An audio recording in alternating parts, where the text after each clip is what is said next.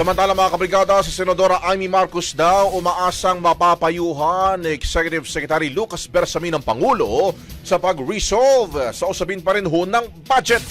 Brigada Ann Cortez, i-brigada mo! Brigada Live Report.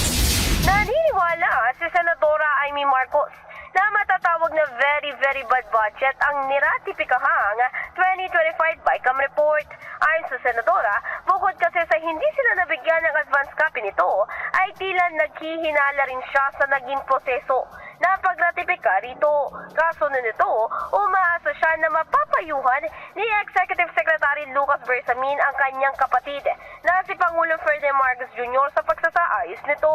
Pero anya, umaasa rin siya na tama ang matatanggap na payo ng kanyang kapatid upang maresolve ito.